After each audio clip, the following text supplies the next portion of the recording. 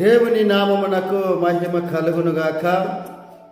ఈ ఉదయకాలపు శుభాలు తెలియపరుస్తూ ఉన్నాను. ప్రభువైన యేసుక్రీస్తు నామములో మిమ్ములను మీ కుటుంబాలను దేవుడు దీవించి ఆశీర్వదించునుగాక. ఈ సమయంలో దేవుడు నా హృదయంలో పెట్టిన మాటను మీతో కూడా పంచుకోవాలని ఇష్టపడుతూ ఉన్నాను. బైబిల్ గ్రంథములో జకరియా ఎలిజబెత్ని మనం చూస్తూ ఉన్నాం.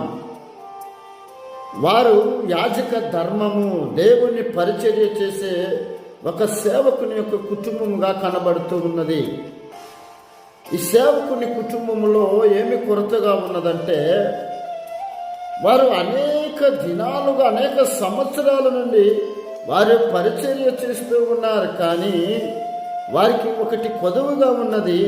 ఆ విషయంలో దేవుని సన్నిధిలో ప్రతిరోజు వారు వృద్ధాప్యము వచ్చినంత వరకు వారు దేవుని సన్నిధిలో దాని కొరకు ప్రార్థన చేస్తున్నట్లు లూకా శుభవార్త 1వ అధ్యాయం 10వ వచనములు 13వ వచనంలో మనకు కనబడుతూ ఉన్నది.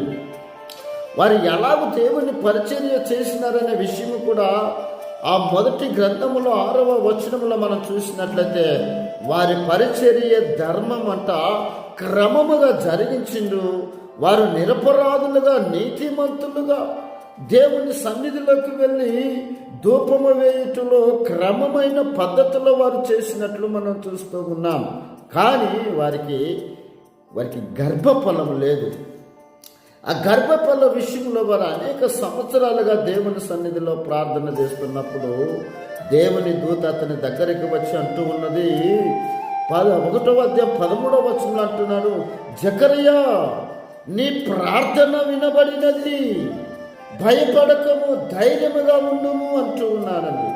ఈరోజు నీ ప్రార్థన కూడా అనేక దినాలుగా నువ్వు చేస్తూ ఉన్నావేమో, అనేక నెలలుగా, సంవత్సరాలుగా చేస్తూ ఉన్నామేమో.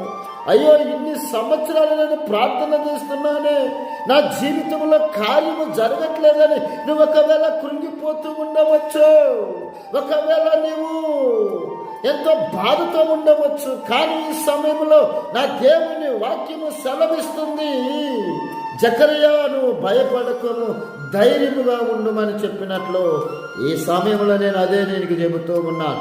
నీవు ఏ విషయంలో అయితే దేవుని సన్నిధిలో కనిపెట్టి ప్రార్థన చేస్తున్నావో ఎంతవరకు జరగలేదేమో, ఈ ఉదయ కాలములో నేను చెబుతూ ఉన్నాను, దేవుని వాక్య ప్రకారముగా నీ ప్రార్థన వినబడినది. నువ్వు భయపడకు. దేవుని కార్యం నీ కుటుంబంలో జరగబోతుంది. దేవుని కార్యం నీ వ్యాపారంలో జరగబోతుంది. దేవుని కార్యం నీ పరిచర్య